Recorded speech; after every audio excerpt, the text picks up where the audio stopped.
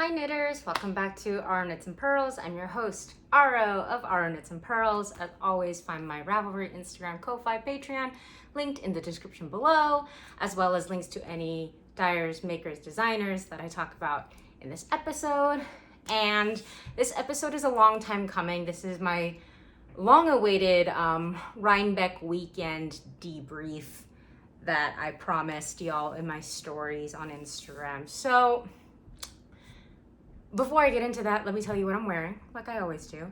What I'm wearing is the Doppio sweater by Seunghee Knits. It is just released as of the 9th of November, and I am in love with this thing. So it's a raglan, it's a compound raglan, so it increases at odd rates.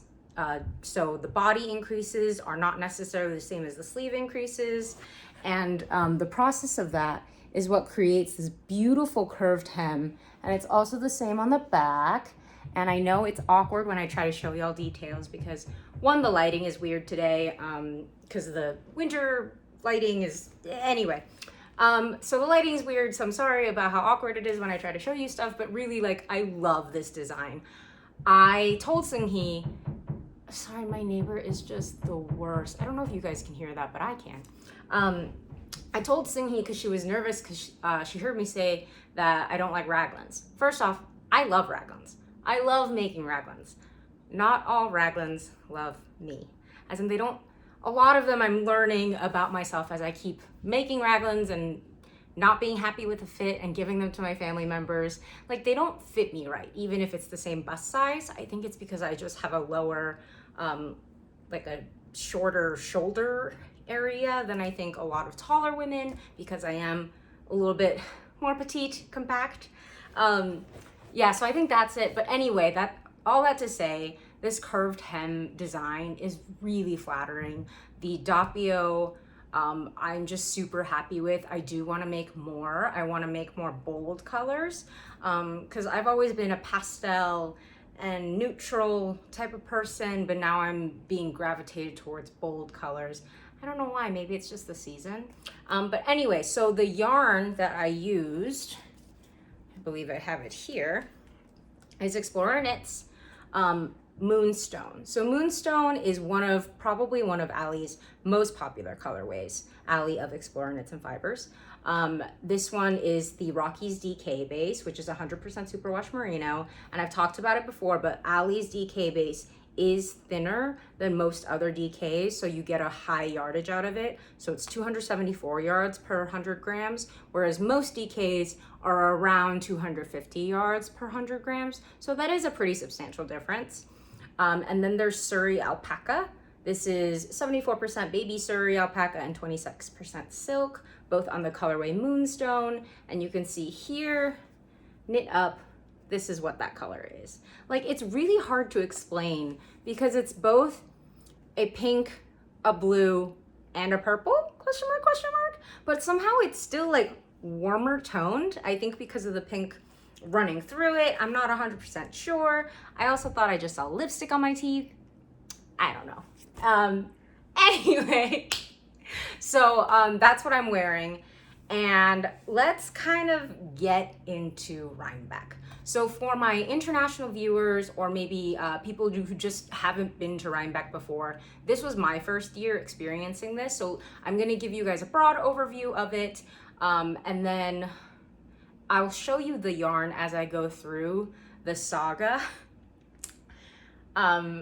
So I first learned about Rhinebeck pretty soon after I started knitting. Well, after I started knitting seriously. I learned when I was 9, but I picked it back up at 14 and I haven't put it down since. So I learned about Rhinebeck and I did not understand what it was. Even when my friends and I decided last year that we were gonna make Rhinebeck happen for us, I still had no real idea how it worked.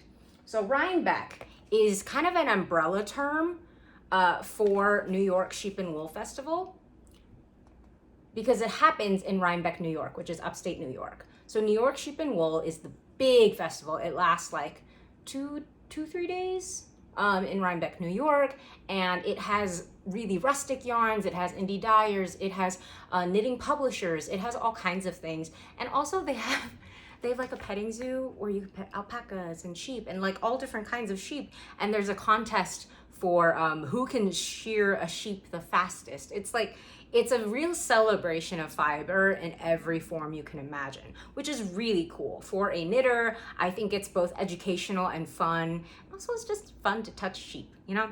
So that's what New York Sheep and Wool is. It's what is called Rhinebeck. But Rhinebeck nowadays has turned into this kind of umbrella term for everything that happens around that time. So there are a bunch of satellite events. They aren't sponsored by New York Sheep and Wool. They aren't affiliated with New York Sheep and Wool, but they kind of have come under the umbrella of that whole weekend. So that weekend was October 19th through 21st, if I'm remembering correctly. It's been about a month, and I feel like I've needed that month to just kind of process everything that's happened. So there's a few satellite events. There's Cake and Wool, I think it's called. That's more like hot pink, neon, pastel. I wanted to go to that one. I didn't for other reasons I'll get into. And then there's India Untangled. India Untangled is, by its name, it's indie dyers only, I think only. And then there's a third event, the one that I went to. It's called Woolen Folk. Yeah, so I wanted to title this Woolen Folk, but then take that little plussy sign, make it a T, because what the F was that? Just an unmitigated disaster is the nicest way I can put it. Like, I try not to be a negative person, especially online. There's so many negative things online. There's so much vitriol that I don't want to contribute to that. Like, I can get spicy with my friends. I can get spicy just, you know, in my everyday life, but I try not to be a negative person and I try not to criticize. But this experience was literally one of the worst I have willingly undergone in my entire life. And had I known how bad it was gonna be, I never would have gone. This almost single-handedly completely ruined my week-long trip to New York. It was just awful. I'll go into why chronologically. But before I get into the disaster that was this, let me first thank you guys really quickly for everybody who said hi, who asked for pictures, who talked to me, and it was just so lovely. Like, this was the first part of our Rhinebeck weekend, and this almost ruined everything, but the only thing that saved my weekend experience, like the only thing that made it worth it and the only thing that made me entertain the idea of going again, obviously not going to this, but the only thing that made me want to do this again was meeting everybody, viewers and people I admire. It was so fun. Like, I got this little Instax camera and I got a bunch of pictures with people I really, really admire. This is Rochelle of Newburgh Yarn Co, great yarn dyer. This is Alicia Plummer. I love Alicia. So Alicia Plummer is one of the first designers, like knitwear designers, that I ever developed like an awareness of, like as a designer full time. And she has become one of my closest friends on the knitting community. Like, she's so funny, and she sends me like updates on her guinea pigs, my favorite of whom is Gail. But yeah, like we'll talk all the time, and it's just so crazy to me now that we're friends, when I used to think like, oh man, she's so famous, she's so cool, and she still is. But and then this is a fun shot of my friend Shannon, Jadore Fibers, the knitting PT, Andrea, and Shannon's husband, Justin. This was after Woolen Folk, and the fact that Shannon could put on that happy face is honestly after the ordeal she went through and that I witnessed was just awful. This is Meredith. She is so lovely. She's actually a very accomplished sewist, and I wish I could be like her, and she always encourages me, but we all know I can't do that. I'm a craft by vibe girl, not a measuring girl, which means sewing is out. And this is me and Geraldine of the Wandering Flock. I got a lot of her yarn here, And it was so lovely to see her and get a little bit extra time with her, which I'll go into as well. And then this, of course, is me with Max the knitter. He is also one of those designers that when I first started test knitting for, it was very intimidating because he was such a big name, and it's been lovely. He was very nice, very sweet. And this is Cece, Stitch Witch. Cece has been like one of those knitters that I've been obsessed with for so long. Like literally everything she posts, my friends and I will send it to each other in the group chat and just like write again and again, like, can you believe how amazing she is? Can you believe how eloquent she is? How beautiful she is? What a great knitter she is. It's just, we are Cece's #1 fans. We share that collectively, the three of us. And no shame in admitting that when I first saw her, I was like so starstruck. But what's funny is she said the same thing about meeting me. And I was just like, no, I'm unworthy. But I do want to point out the hilarious height difference between us. She's like kind of leaning too, you guys. Like, yeah, she's probably a foot taller than me at least. She's so beautiful. But anyway, so that's the friends that I saw that I know. I was really excited to see. There were more people, obviously. I forgot to print out the picture of me and Reshma. Hello Lavender. But anyway, so that was really fun. Meeting people was so fun. And I met some lovely followers, everybody who said hi. There was one especially that I wanted to give a shout out to. I forgot your name, I'm so sorry. But there were many viewers who said that they watched my videos like with their daughters, which is so heartwarming to me because you guys know, or if you're new, hi. I lost my mom. She died by suicide, so it's still a touch and go for me, but it really warms my heart that I can be part of an activity for moms and daughters because I had such a close relationship with my mom. But there was one of those viewers who said that to me, and she said something really sweet about my mom, and I cried like a baby, and I'm so sorry if that worried you. Like, I wasn't upset in that way. It was just very touching, and I was and am very grateful. So yeah, I did want to give that person a shout out. Thank you very much. And everybody was just so nice, so sweet. Everybody was so apologetic about asking for photos, and I was like, really, it's okay. They gave me gifts. Like, this is a little yarn cozy to put one of my cakes in, so it'll stay in place better, and it's so cute. I love that fabric. It's very me. She actually gave me a choice of like 3, and I was like, obviously I'm taking the pink, so very me. And then I got this lovely,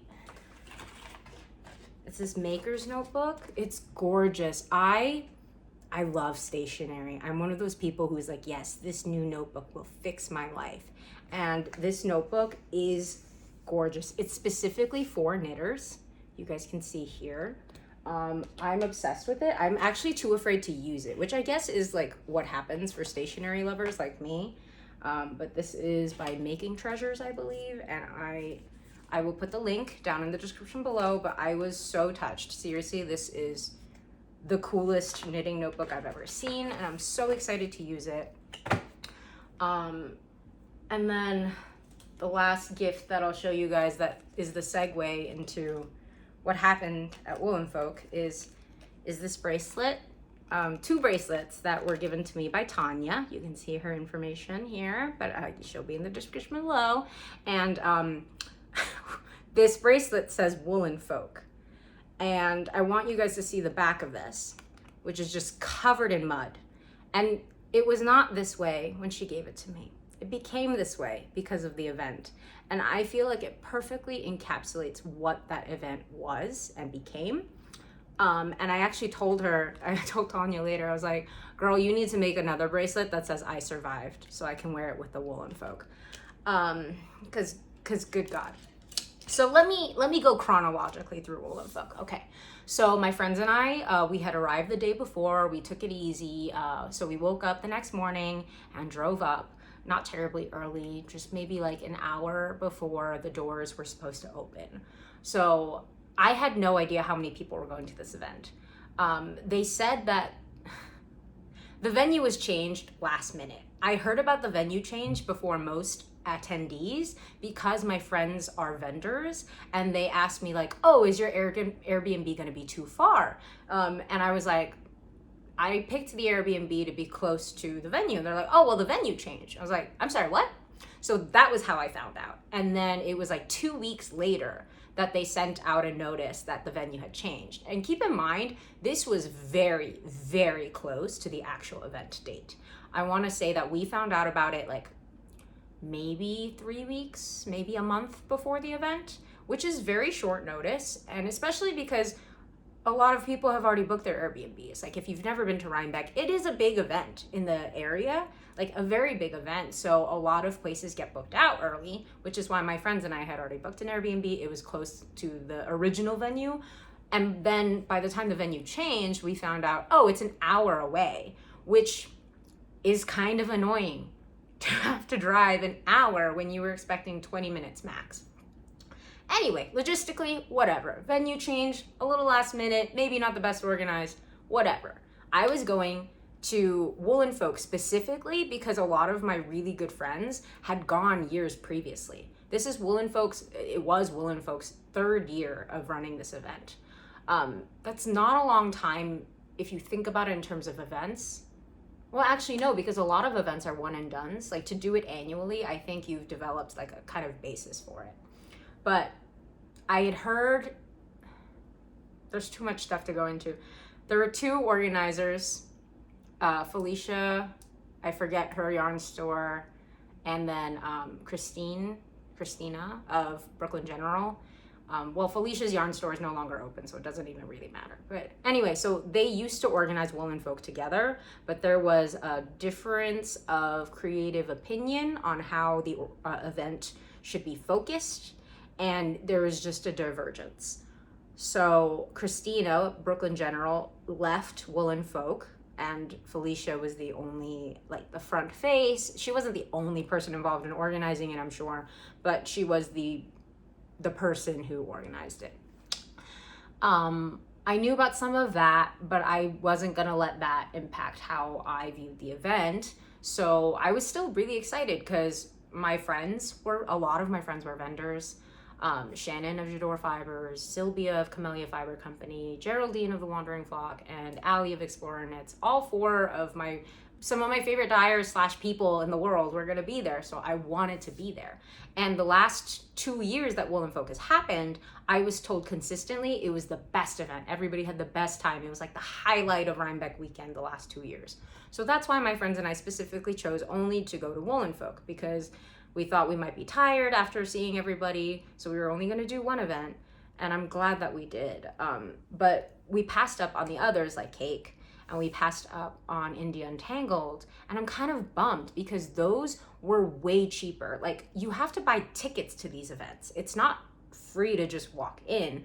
New York Sheep and Wool is only like $15 to enter, so it's really negligible, great to go. And then I think India Untangled, was maybe $30 max, 25. But you got this like super cute tote bag. It was so cute. I would see people with it throughout the weekend, and I was like, damn, we should have gone to India Untangled. Oh my God. But anyway, Woolen Folk, by comparison, was $55. And I'm not opposed to spending money for things I love. Clearly, I'm not opposed to it. But that is a pretty big ask because $55 is a skein and a bunch of knickknacks, or maybe even 2 skeins if you live somewhere without tax. So $55 is pretty substantial, but we did it because, we have friends who are dyers, and we stopped buying from Geraldine, for example, so that we could buy it all at once, so we wouldn't have to pay for shipping. And somehow in my girl math brain, that made sense. Because I am the type of person who, yes, I will put in $100 extra of stuff in my checkout in order to avoid a $15 shipping. Yeah, makes sense.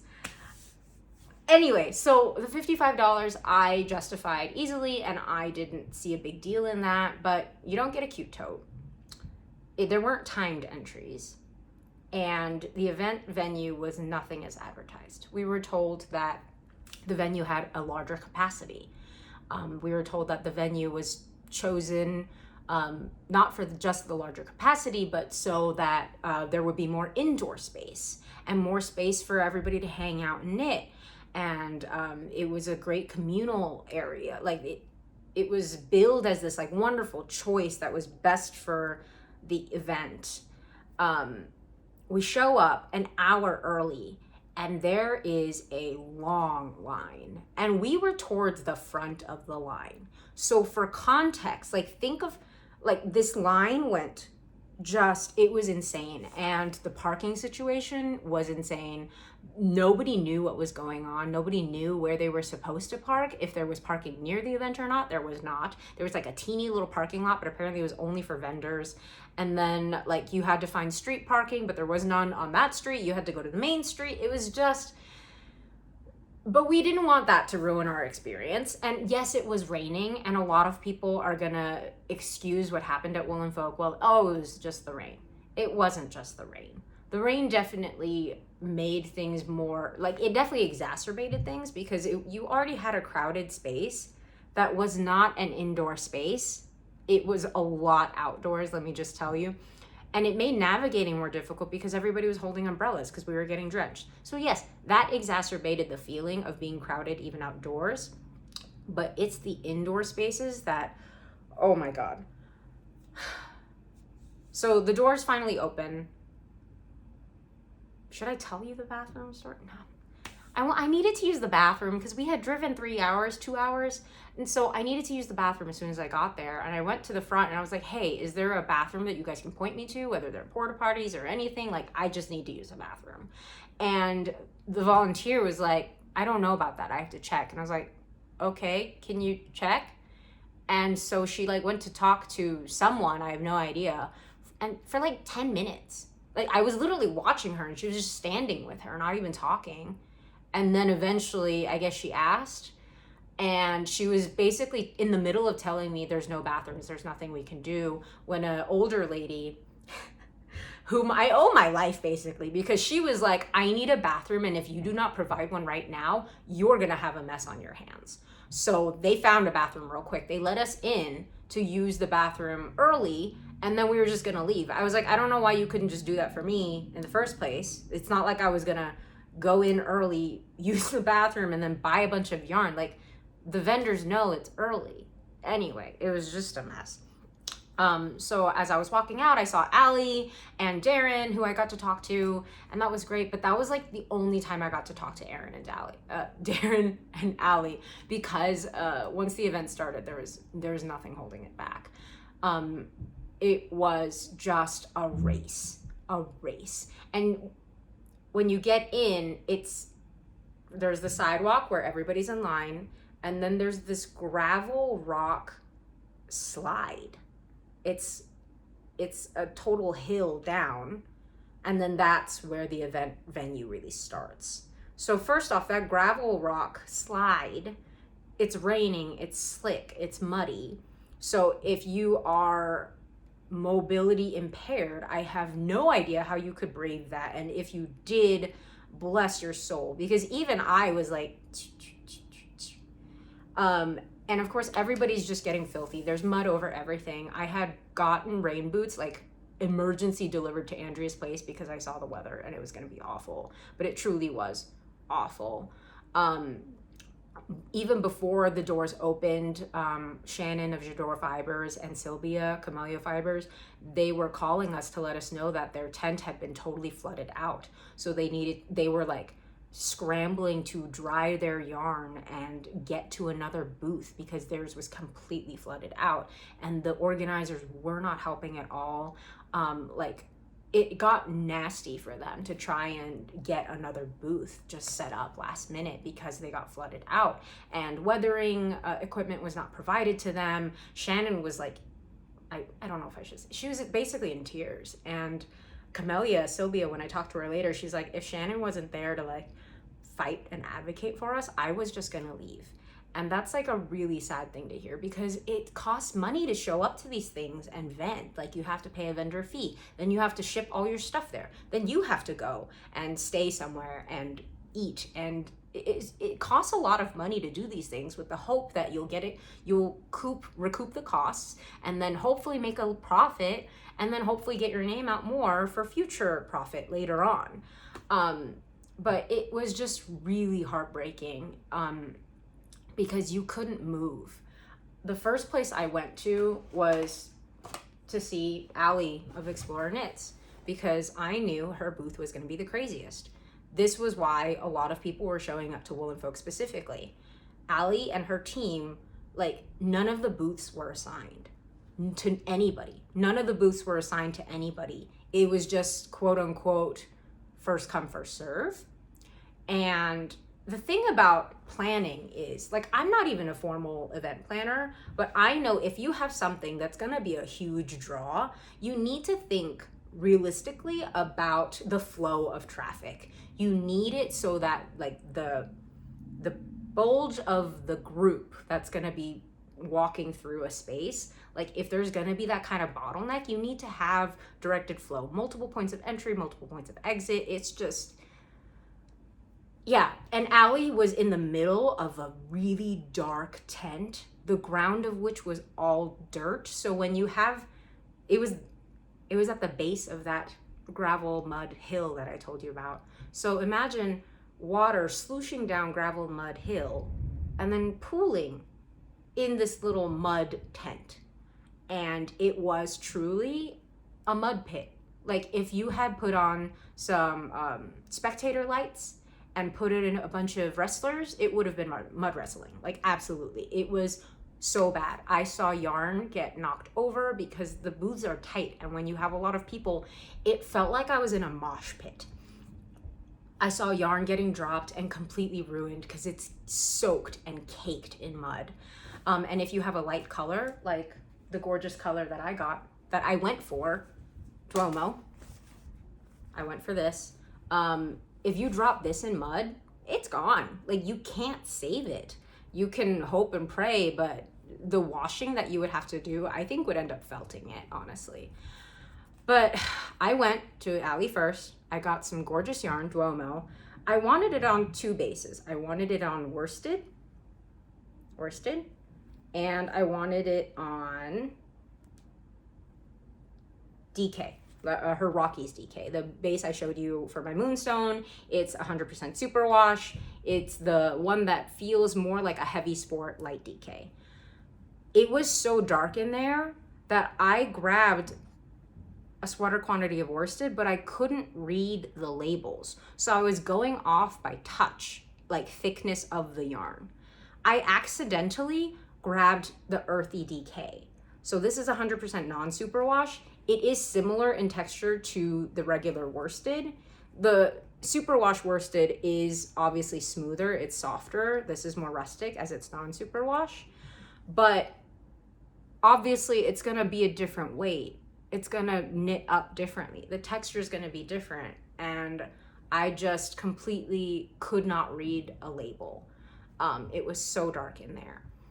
Everybody was crushed.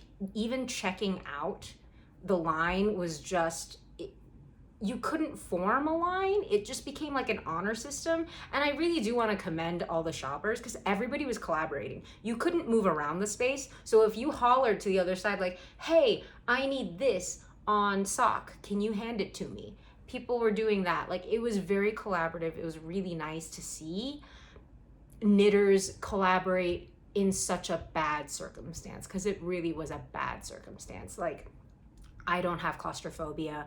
I don't mind crowds. I felt like I couldn't breathe. It was suffocating, and that's the nicest way I can put it. It was really, really bad.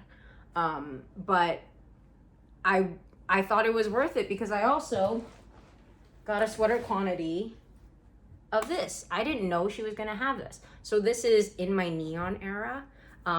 If you guys know Explorer Knits Allie, she doesn't really do neon that much, but she went through a phase this past summer where she was like, neon, that's it. And it's gorgeous. And I got it on Suri, and I wanna make a cumulus blouse because I've been obsessed with a cumulus blouse in Suri ever since I saw Allie wear one for the first time when I met her in person. Been obsessed. And I think this is finally what's gonna do it. I want one so bad. When am I gonna knit it? I don't know, but it's gonna happen. So Allie was the first. And then I was running around trying to find my friends, Andrea and Megan, who I'd come with. I didn't see them for hours. I couldn't find them. And it's funny because I kept like seeing people I knew and asking like, oh, have you seen Andrea and Megan? They're like, oh yeah, we saw them earlier and they were looking for you, blah, blah, blah. And like, we just never saw each other, just kept missing each other. And apparently they got asked a lot, like, where's Aro? And they're like, I don't know, we're looking for her.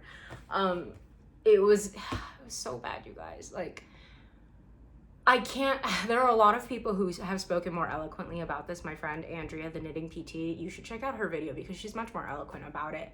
Because for me, Megan and Andrea didn't even try to shop.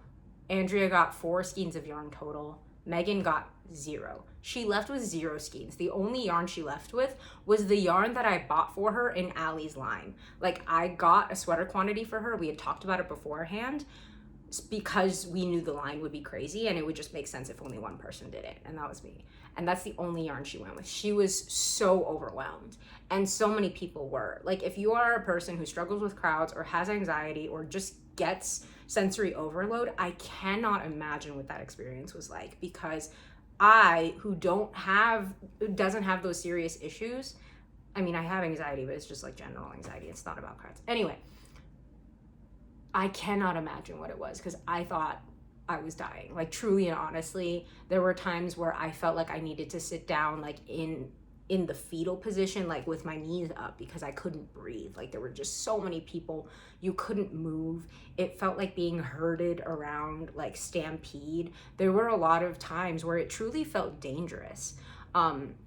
There was one venue space where you had to go up a flight of stairs, like 5 flights of stairs, and the staircase was so narrow that you couldn't go, like, one person going up, one person going down was not feasible. Like, you would have to wait on a landing, wait for a break in so that you could go up, and vice versa. It was just chaos. And yes, there was an elevator, but the traffic for the elevator was a lot. And you can imagine, this is an event in upstate New York for fiber fiends. So yes, knitting can skew older, and it's more difficult for them to take a flight of 5 stairs and a very, very narrow staircase. So a lot of people were waiting for the elevator, and just trying to get through was I think, unpleasant for everybody. Finally, when I extricated myself from that, I went to see Geraldine of the Wandering Flock. First off, I couldn't even find her. And it's funny because Megan and Andrea texted me her location. They're like, she's in a very corner booth next to so-and-so. I could not find them. I went through the venue 3 times. And when I say I went through the venue 3 times, you have to understand doing that took like an hour, because you couldn't take steps like you normally do. You were just, it felt like I was being swaddled like cows to slaughter. Just like, it was so bad, you guys. Actually, one of the volunteers saw me basically like start to hyperventilate, and he asked, like, do you need help? And I was like, maybe. And he's like, I don't know where first aid is. And I was like, that is troubling. But it was not fine. I dealt with it. But yeah, I finally got to Geraldine, and I bought a bunch of yarn. I thought I was gonna die, but I bought a bunch of yarn. So this is the colorway Neon Pink. And I told you guys, I've been saving up to buy Geraldine's yarn for months now. I told myself I wouldn't buy any more because I don't like to pay for shipping. And I was just gonna wait for Rybeck because I knew she was gonna be there. So these are the colorways I got. This is Neon Pink. This is 100s and 1000s, and this is to celebrate the anniversary of the Wandering Flock. I think it's her 3-year anniversary. But it's kind of crazy when you think about her success built up in just 3 years. She is so talented, so sweet. Oh God. And I love these colors. Neon Pink is obviously seeing a moment with the Barbie movie and everything, and it's completely deserved. But there's something special about Geraldine's pink. I have a hot pink sweater, and you guys know it's more of a magenta.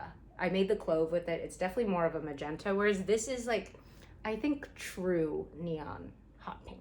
And that's just my opinion, but I love it. And then hundreds and 1000s, it's this beautiful dusty pink base with these neon speckles. And I was so excited about this. Like, I only thought that she had the mohair, and when I saw that she had worsted on like a different table, I like actually screamed. And I was like, Geraldine, hand me all of them, all of them. And so she did, and I have a sweater quantity of each. And then I went, while I was looking for Geraldine on one of my circuitous routes of terror, I did stop by the Magpie booth. Magpie. I got their new base. This is called Quartet. It is 100% superfine superwash merino, so it has a lovely hand feel to it. This colorway is called Mesa. And I got this, like, first off, in the buildings, it was so dark you couldn't see the colors. I only was able to know the colors of Geraldine's because I've seen her yarn before in person. I've seen her yarn a lot online. The only reason I was able to tell this color that I wanted it was because Jessie May had recently released a pattern using this yarn in this colorway. So that's the only way I knew. I almost got a sweater quantity of blue yarn, like navy yarn, because in the dim, dark mood lighting of that place, it looked like dark green. And I like dark green. I wanted a nice forest green. And it was only like when I got to the cash register that there was like a sliver of natural light through a door. And I saw, oh wait, is this blue? And my friend Kiki, you, not me, she was like, oh yeah, it's blue. And I was like, oh my God, I'm so sorry. Like, I don't want this. Like, can I put it back? And she's like, I'll put it back for you. Because she knew that me trying to get from the cash register to put those away was gonna be another ordeal. It was bad, you guys. Like, it was crowded, and crowded does not capture how awful of an experience that was. And dark, and just completely overwhelming. You couldn't find anyone. Like, there were a ton of makers that I really wanted to see in person, that I really wanted to meet, and I just couldn't. I didn't even know where their tents were. And like after 2.5 hours, we were totally overwhelmed, completely overwhelmed. I felt so bad for Megan because it felt like she was in a catatonic state, just not okay. And so we left early. And when we were walking back to the car, we took a quieter route to the main street where we would parked. And we actually walked into this little shop on the main street called Made by Hudson, Made X Hudson. And it was just this beautiful little boutique clothing shop, but they also have a lot of like fiber stuff. They had roving and hand woven rugs. It was gorgeous. They had like a little bar in it with cute little baked goods too. It was so cute. And in the back, there was a lovely woman spinning yarn. And it turns out she's from Nor'easter Yarns. And she was doing a little trunk show. And as part of the trunk show, like, we just went to hang out and check out pretty clothes in this really cute shop with a bunch of dried flowers. And I love dried flowers. So it was just so cute. I mean, we wanted some peace and quiet. But, you know, she was there in the back spinning, and these lovely women who were watching her spinning were like, hey, you three are so beautiful. You should try her samples on, like model them for her. And I was like, oh, well, that sounds fun. And so we put on sweaters, she took photos of us, and honestly, that was the best time of the entire day. Like, obviously getting the yarn for me was really nice, but I had to fight for it. Like, I felt like I was really just haggard, and like years of my life had been shaved off just from dealing with it. So that was very like soul nourishing for me to have a quiet interaction with other knitters. Oh my God. But Nor'easter Yarns had this lovely yarn available. It's from a brand called Ewe. And this is worsted tweed by American Ewe Yarn. And if I can get this to flip, I can tell you the content of it. It is 3-ply merino / Rambouillet. It's a type of sheep. It's a type of wool, Rambouillet. I can't pronounce it. So it's Shaniko wool, 89%, with acrylic little tweed bits, and 5% of rayon flex. So 89% Shaniko, I assume that's another type of sheep, wool, 6% acrylic, and 5% flex. And you can see these gorgeous, gorgeous flecks. And it's really subtle, really cute. And all of my friends, Megan and Andrea, as soon as we saw it, we're like, yeah, we're all getting sweater quantity of that. So we'll make a triplet sweater again. Yeah. And it's so sad because we were so wiped out that we couldn't even take triplet photos together. Like, we had all knit seasons, you know, Ozetta's seasons. And that was like a big deal for us. Like, that's part of why I realized there's like a weird light mustache. So I'm moving here. Like, that's part of why I was in such a craze to finish everything on time so we could take cute triplet photos. And we were so wiped. We didn't take any. Like, I took pictures with Andrea because we woke up early. Megan was in no shape to do any of that. So it was just, yeah, like, we missed out on stuff that we were really looking forward to. We didn't get to hang out with Allie and her team. They were completely wiped. A lot of stuff. If you guys haven't heard about the Woolen folk stuff, if you're not on Instagram or you're not really like in the message boards of Reddit on this craft snark, like, there is no exaggerating that experience. Like, really one of the worst experiences I've ever gone through. Like, if that was what Rhinebeck was, I never wanted to go again. But again, it was the next day where I met everybody at like the proper Rhinebeck event, New York Sheep and Wool. It was much more spread out. And even though it was raining that day too, like, it was just much more spread out. You could actually breathe air, and it was it was like a breath of fresh air for me. Like, if Rhinebeck was just that, I would do it again in a heartbeat. But the Woolen folk experience, we felt like, ruined the rest of the weekend for Megan and Andrea, and it significantly hampered my experience as well. But it wasn't all terrible. Woolen folk wasn't all terrible. I did get to meet new makers that I didn't know about. So this is a ceramicist from a ceramicist called Pick Daddy. And they were inspired by knitting patterns, actually, like colorwork knitting, and you can kind of see that kind of inspiration. So I got a mug, obviously, and a little cup for snacks and treats. And it's just so cute, and I love it. It looks very natural, very rustic. Like, there's even designs in there. How cute is that? Yeah, so this is one of the makers that I was really excited to just come across, which is awesome. Then there's Newburgh Yarn Company.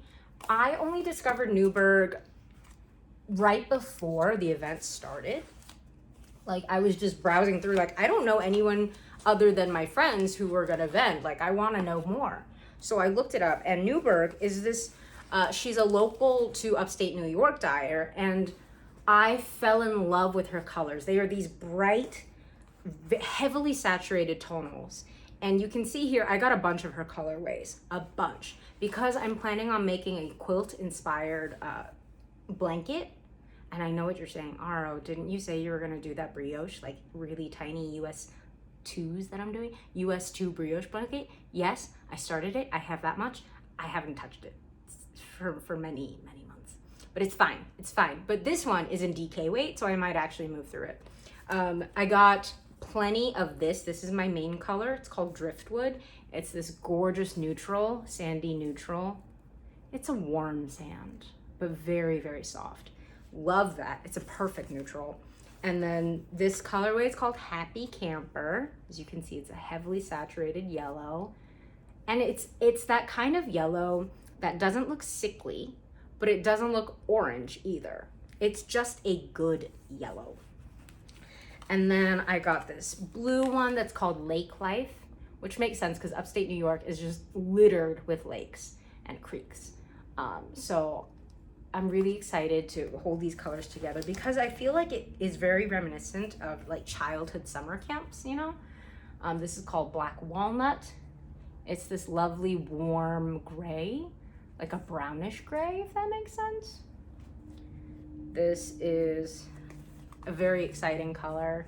This is called Coleman Red.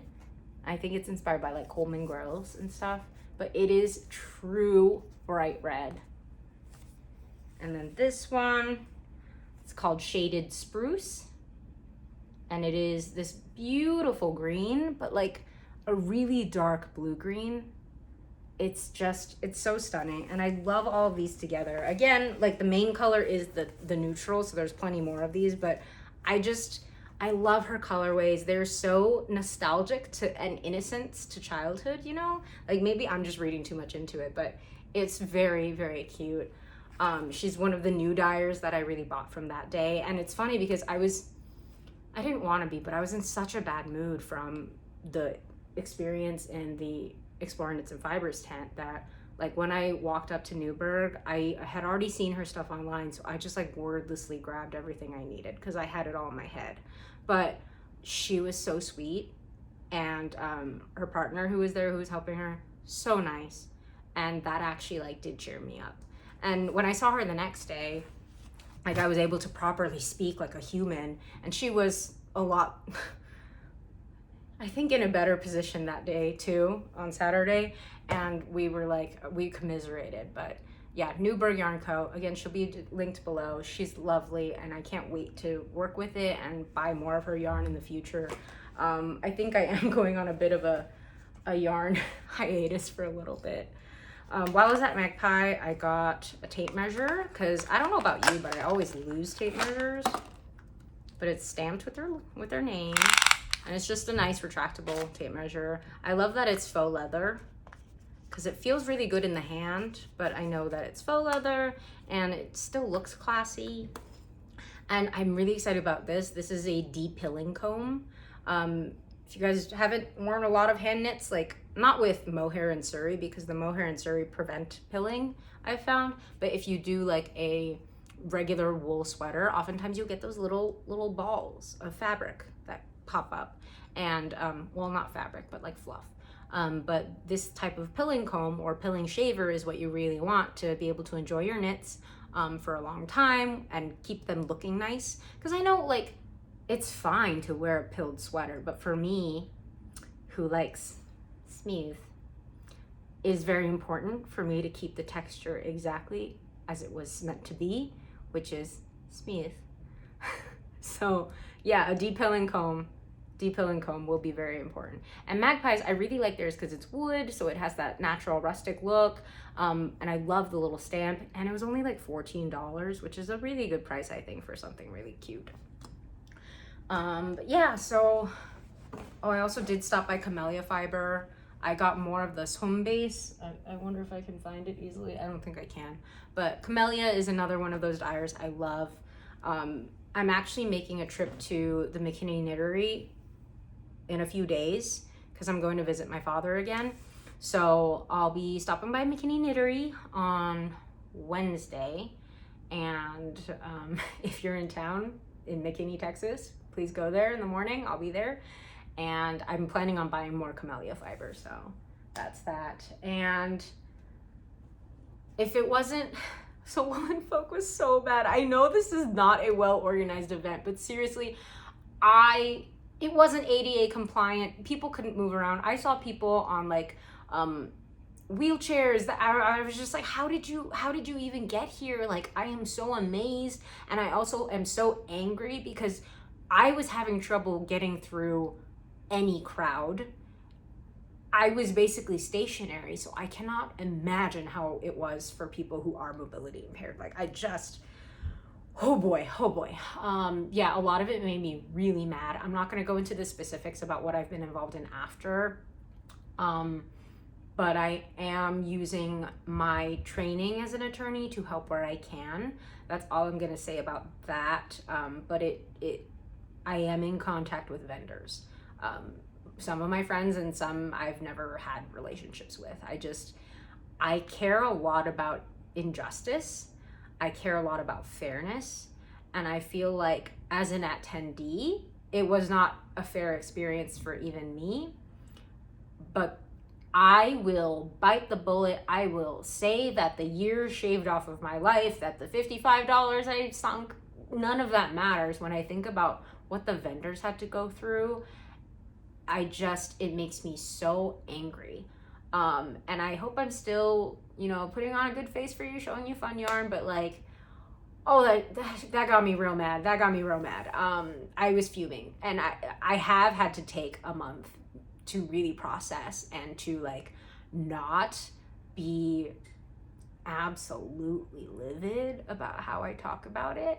And I'm only talking about my experiences and the things I saw directly on the ground, but it is beyond words. Like, I wanted to take footage for you guys. I really, really did, but you don't understand. It was impossible. I couldn't. Oh God, it was so bad. It was so bad. Yeah. But again, Saturday when I met everybody, when I talked to everybody, that re-energized me. That made me happy again. And that gave me the energy to like, I hung out with Reshma, Hello Lavender, and her husband in the city for a couple days. We went to see Geraldine and her team at the studio.